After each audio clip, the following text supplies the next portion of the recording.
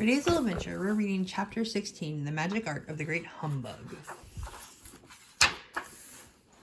Next morning, the Scarecrow said to his friends, "Congratulate me. I am going to Oz to get my brains at last. When I return, I shall be as other men are."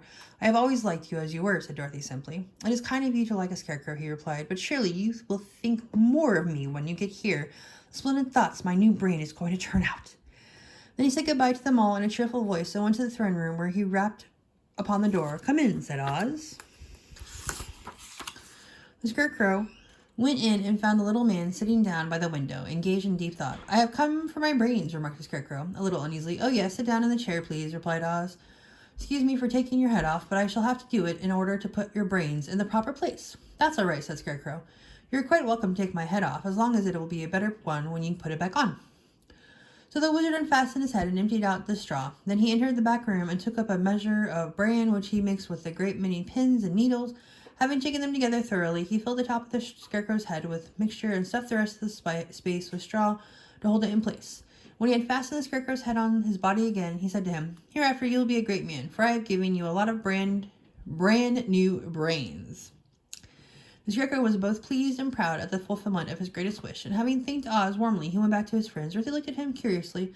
His head was quite bulging, and at the top with brains. "How do you feel?" she asked. "I feel wise indeed," said the Scarecrow. "When I get used to my brains, I shall know everything."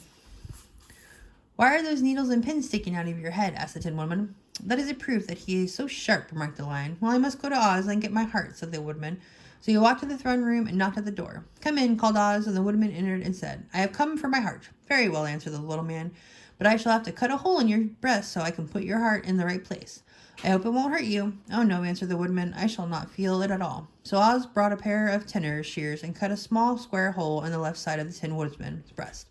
Then going to a chest of drawers, he took out a pretty heart made entirely of silk and stuffed with sawdust. "Isn't it a beauty?" he asked. "It is indeed," replied the Woodman, who was greatly pleased. But is it a kind heart?" "Oh, very," answered Oz.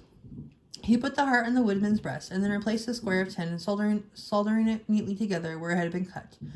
"There," he said, "now you have a heart that any man might be proud of.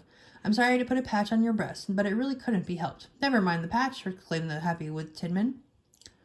"I am very grateful to you, and I shall never forget your kindness." Don't speak of it," replied Oz. Then the Tin Woodman went back to his friends, who wished him every joy on account of his good fortune. The Lion now walked to the throne room and knocked at the door. "Come in," said Oz. "I have come for my courage," announced the Lion, entering the room. "Very well," answered little Timon. "I will give it to you. I will give it for you. Get it for you." He went to a cupboard and, reaching up to a high shelf, took out a square green bottle of contents, which he poured into a green gold dish, beautifully carved. Placing this before the Cowardly Lion, who sniffed at it as if he did not like it, the wizard said, "Drink. What is it?" "Well, and if it were inside of you, it would be courage. You know, of course, that courage is always inside one. But this really cannot be called courage until you have swallowed it. Therefore, I advise you to drink it as soon as possible." The Lion hesitated no longer, but drank till the dish was empty. "How do you feel now?" "Full of courage," replied the Lion. He went joyfully back to his friend to tell them of his good fortune. Oz, left to himself, smiled to think of his success in giving the Scarecrow, the Tin Woodman, and the Lion exactly what they thought they wanted.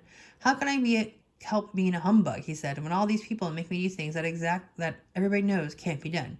It was easy to make the Scarecrow and the Lion and the Woodman happy, because they imagined I could do anything. But it will take more than imagination to carry Dorothy back to Kansas, and I'm sure I don't know how it can be done.